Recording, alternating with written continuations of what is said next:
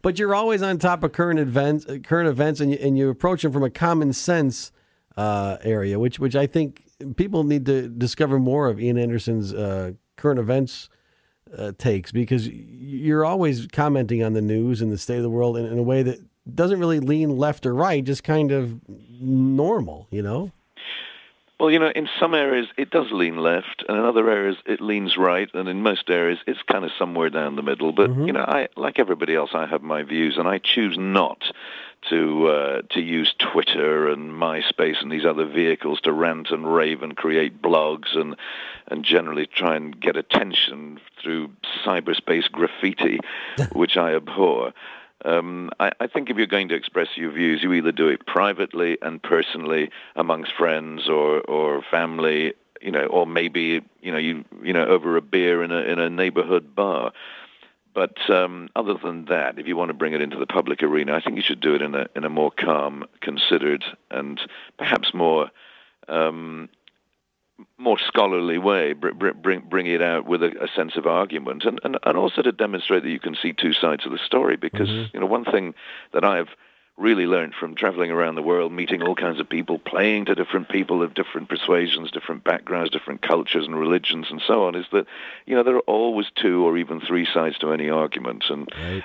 Israel is a classic example. Having played in Israel a few weeks ago, that created some kind of fairly hostile reactions on the internet from people who felt I should be boycotting Israel. It also created some hostile reactions from people who were pro-Palestinian and were, feeling that maybe I was just there to play to a Jewish Israeli audience. And the truth is, yes, I was, because those are the folks who come to see us. Those are the folks who went to see Roger Waters when he played there, right. Even though he, like I, took something of not exactly a political stance, but made our feelings clear as to why we were there and what we were doing. But the harsh reality is that you're playing to Jewish Israelis. And I don't agree with much of what the Israeli government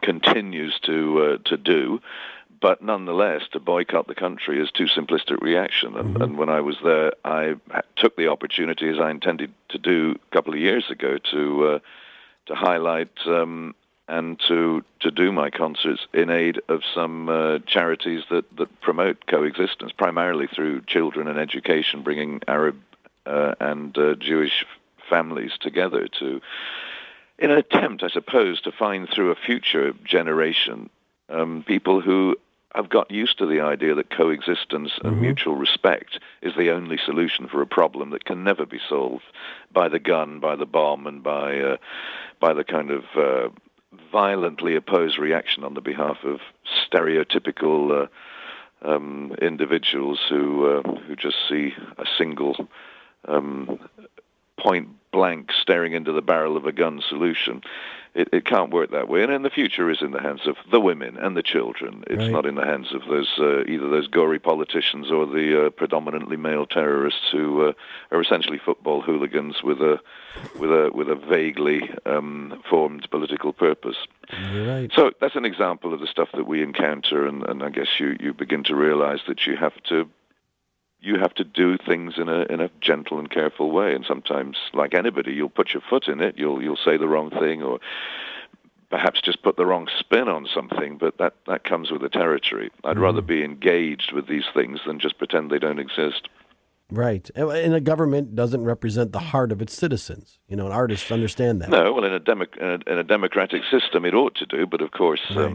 Again, it would be simplistic to believe that just because we vote for politician A, that he's going to do everything that we think he should do. Because right. Politician A may have to still work with politician B and politician C to make the system of government work. And I think we'll see that in these midterm elections coming up. There's some harsh realities, and I'm sure what goes on behind the scenes is a little bit different to even the information that CNN or Fox or anybody else might get their hands on. There's obviously a lot of maneuvering and jostling goes on behind the scenes in Washington, just as it does in Westminster in London. And the world of politics, let alone international politics is full of intrigue and and mystery and human Much failing. mystery, But yes. out of it all, I guess we still have a system that we should be proud of. And think of all those countries that don't have democratic systems or fully functioning democracies who.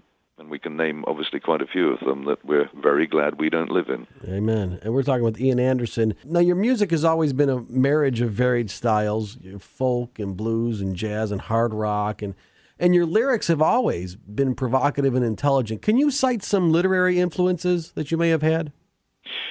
Not really, because I think most of, I'm not a very well-read person. I enjoy reading and have enjoyed reading since I was a young teenager, and I was, in some ways, brought up with early American science fiction of the 50s and 60s. That was the genre that as a young schoolboy I started to read. But I kind of moved on, I suppose, in my teenage years into the murkier realms of the Jack Kerouac novels and the slightly more, more esoteric and slightly more bohemian kind of literature, and then finally found a genre that I really liked in the works of John le Carré, who's popularly known as a spy thriller writer over some 4 or 5 decades now, but has also written within that genre. He's a great writer, touching upon human failing, human character, and tells a great story through people. And he's a really truly wonderful writer that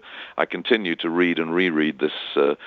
Even on this tour, I have the collected works of John le Carré on my electronic digital reader, and it's just great to have. I have an electronic book, which in some ways I like the feel of a real book, but the fact I can have this huge amount of material in a very small, lightweight space in my carry-on luggage and delve into it, whether it's the Holy Bible, whether it's the Quran, whether it's John le Carré, or whether it's some textbook on ecology or climate change, right. It's all on there. Right? It's a bit like the reader's version of the iPod. You just have this huge amount of access to stuff. Yes. And I really like dipping in and out of that stuff whenever I'm in the mood to learn something. And if I can't find it on Google, it's probably on my electronic reader anyway. Right. Well, there's something nice about the tactile aspect of an album or a book, but the convenience wins out many times. It certainly does, and I think we have to accept that in this information-packed age, there are so many benefits that we've got used to that it's kind of easy to trash modern technology and say, oh, well, of course, we miss the days of vinyl or we miss the days of a good old-fashioned library book. But right. In reality, I think we should count ourselves blessed that we're part of the generation that all too easily takes for granted the amazing access that we have to people, facts, information, and even opinion. Right. If we're actually that interested in the opinion of others who tend to blog themselves into the ether. Yeah, everybody's got a point. Therein lies the catch. It's great to have that much information, and it's also a curse to have that much information because anybody can give it. And I think one thing that we older folks don't realize is that our children are growing up with an easily acquired ability to sift out, and I think we fear for them rather more than we need. I was speaking to a couple of Israeli kids when I was there recently, and I was asking them. I mean, there were 15. One was an Arab Israeli, one was a Jewish Israeli, and they were schooling together. And I said, it must be really difficult for you when something like the flotilla blockade happens, and suddenly in the world's press there's all this kind of anti-Israel sentiment flying around, and it must get very inflamed, and you're dealing with all of that on the internet and your friends in Facebook and on MySpace and it must be very volatile. You must be feeling very pressured under all that welter of opinion and information. And they said, well, not really. We're kids growing up, and this is all we've ever known. We've known the internet since we were tiny. We know there's bad stuff out there, but don't worry about us. We're okay. We can handle it. We know what to leave behind, to not read, to not look at, and the stuff that we do see, we accept that it's just people ranting and raving and getting a little bent out of shape, and don't worry about us, we're going to be okay. And I find that strangely reassuring as a man of 63, hearing it from a couple of 15-year-old girls in a a notorious trouble spot of the world, that there was this sense of, hey, leave it in our hands. We're going to be okay. We are going to change the world. And, I felt kind of good about that and thought, we have to learn to trust our children, that they're not going to fall prey to hard porn and pedophile experiences just because they have access to the internet. Most of them are not that stupid. Right. Well, and it is something that comes with communication. You'll find that all your fears are off, and especially with children, you'll get that reassurance by just talking with them. When you look out at the audience that discovers Jethro Tull, you have got to be amazed at how diverse the crowd is, from kids. My daughter, who I'm going to play something. I know this is self-indulgent, but I do want to play Leah singing Bungle in the Jungle. My daughter discovered your music early on, and it does resonate with all generations, and it's timeless. What about the bands today? Are they making music that's timeless? And I don't mean to put you on a spot, but what bands are doing it for you today? Well, I suppose I probably listen more to, not to rock music, but to music from different parts of the world, contemporary bands who blend traditional elements of folk music and their culture with contemporary ideas, lyrics, and instrumentation. So I'm kind of a little more world music oriented and less rock genre oriented, and that's kind of how I've been since I was a teenager. I've not really been that interested in mainstream pop and rock. It's just not been my thing over the years. So I don't really listen to it now, just as I didn't listen to it back in the days when I was first starting up. So I'm not an expert in who's who, but out of the contemporary bands that I listen to, there are many in Russia and in Israel and in India and in Scandinavia who I think are really quite commendable in bringing together traditional ideas and putting them in the context of today's music. I was just in Armenia a few weeks ago playing a concert there, and I had a couple of guests on the show who were part of a band that I wouldn't say they're the only Armenian rock band, but they certainly were one of those that had the musical skills and the subtlety in which they brought together elements of hard metal with folk music. And in fact, you can catch something about them on our website, and a link to some of their work. And the singer of that band, who's a young girl who's just had her first baby and got married and stuff, and it's just very hard to realize that she has this wealth of experience in her own folk culture, but this kind of yearning to express it through, I suppose, quite aggressive contemporary music, and that's something that I'm rather fond of, when people get those balances right and manage to bring those things together in the way that they do. When you look back at your own band's history, which Jethro Tull records do you find yourself revisiting the most, or do you?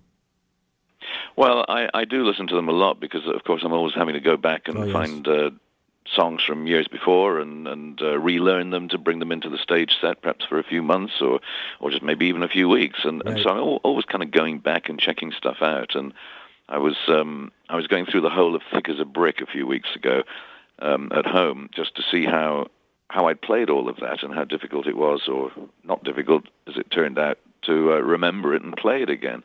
And so I do keep this familiarity with all of the work, but there are a few surprises in there. I have to sometimes scratch my head and think, wow, did I really play that 30 or 40 years ago?